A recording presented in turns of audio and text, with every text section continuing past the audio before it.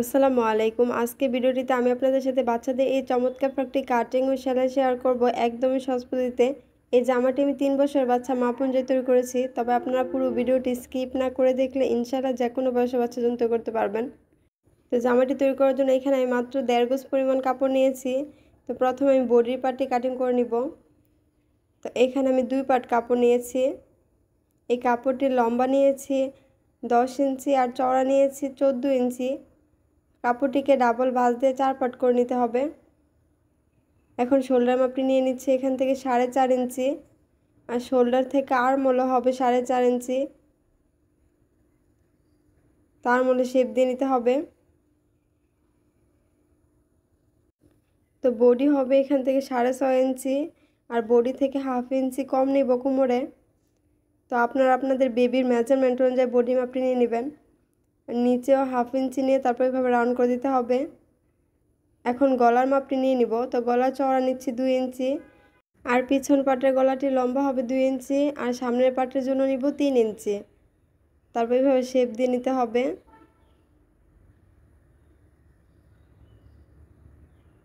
এখন মার্ক অনুযায়ী কাপড়টি কাটিং করে নিব।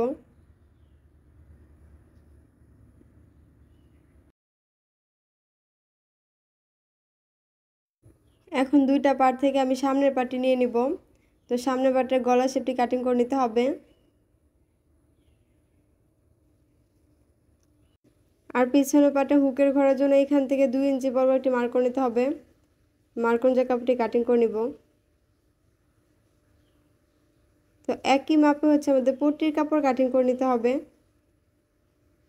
এখন আমি নিচের পাটটি নিয়ে নিব। নিচের পাটের জন্য এখানে 2 পাট কাপড় নিয়েছি।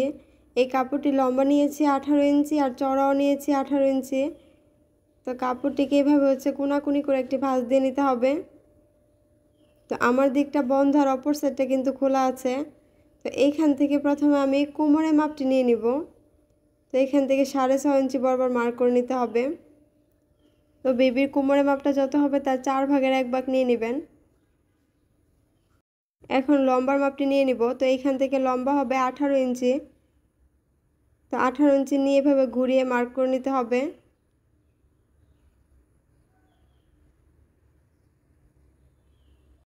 তো মার্ক অনুযায়ী দাগটি মিলিয়ে দিচ্ছি।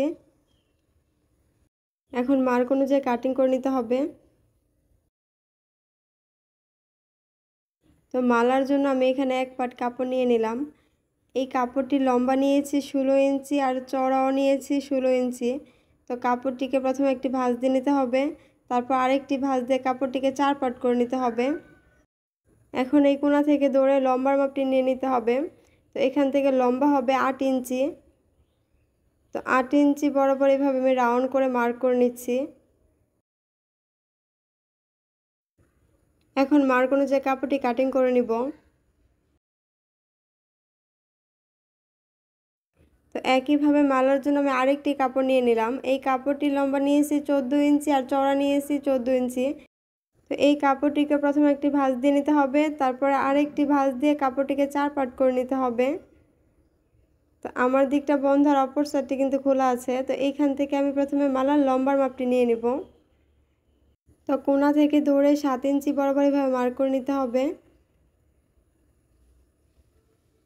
এখন মার্ক অনুযায়ী কাপড়টি কাটিং করে নিব।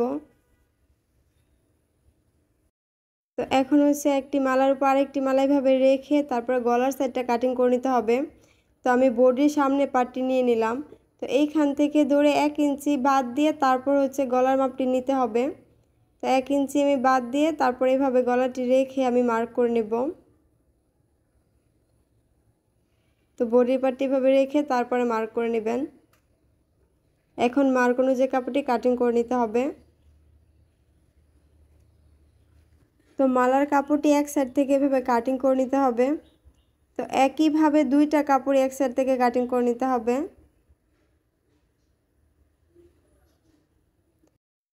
তো একটা পার্টের উপর আরেকটি পার্ট রেখে তারপরে গলার সাথে অ্যাটাচ করে নিব। তো এটা আপনারা সেলাইয়ের সময় ডিটেলস বুঝতে পারবেন।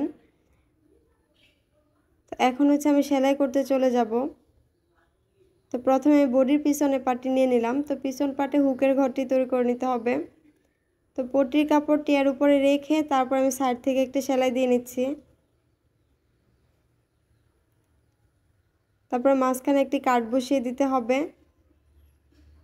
তারপর পট্টি কাপড়টি উল্টো সাইডে নিয়ে দুইটা ভাঁজ দিয়ে এর উপর দিয়ে আরেকটি সেলাই দিয়ে নিতে হবে।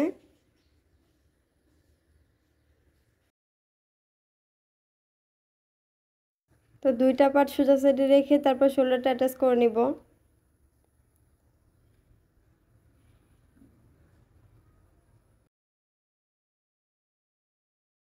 এখন মালার কাপড়টি পাইপিং করে নিব। তো পাইপিংয়ের জন্য একটি আড়াআড়িভাবে আমি কাপড় কাটিং করে নিয়েছি।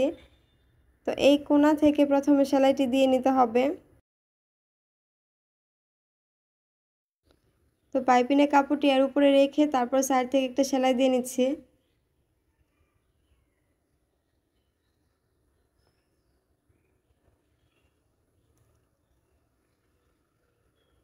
তো এখন হচ্ছে কাট বসিয়ে দিতে হবে। তো এইভাবে হচ্ছে আমি পুরো কাপড়ের রাউন্ডে কাট বসিয়ে নিচ্ছি।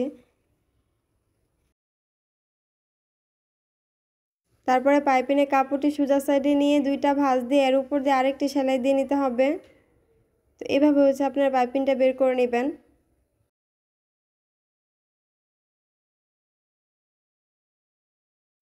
তো একইভাবে অফ ক্যামেরায় আমি অপর মালাটির সাইডেও পাইপিং করে নিব। এখন একটা পার্টের উপর আরেকটি পার্ট এইভাবে রেখে তারপরে গলার সাইডটা সেলাই দিয়ে নিতে হবে। তো দুইটা মালা এইভাবে রেখে আমি গলার সাইডটা সেলাই দিয়ে আটকে নিব।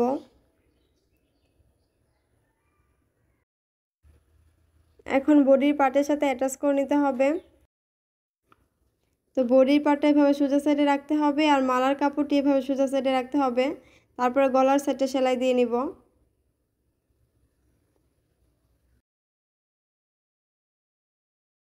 এখন গলার সাইডটা পাইপিং করে নেব। তো একটি পাইপিংয়ের কাপড় নিয়ে নিলাম। পাইপিংয়ের কাপড়টি বডির সোজা সাইডে এভাবে রেখে তারপর অ্যাটাচ করে নিতে হবে। তো এখন হচ্ছে আমি কাট বসিয়ে নিচ্ছি। এখন পাইপিংয়ের কাপড়টি উল্টো সাইডে নিয়ে দুইটা ভাঁজ দিয়ে এর উপর দিয়ে আরেকটি সেলাই দিয়ে নিব।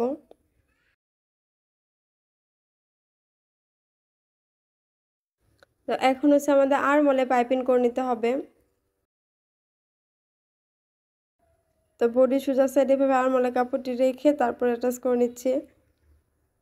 তারপর বডির পার্টটা উল্টো সাইডে নিয়ে দুইটা ভাঁজ দিয়ে এর উপর দিয়ে আরেকটি সেলাই দিয়ে নিতে হবে। তো এই সাইডটা যেভাবে সেলাই দিয়ে নিয়েছি ঠিক একইভাবে এই সাইডটা সেলাই দিয়ে নিতে হবে।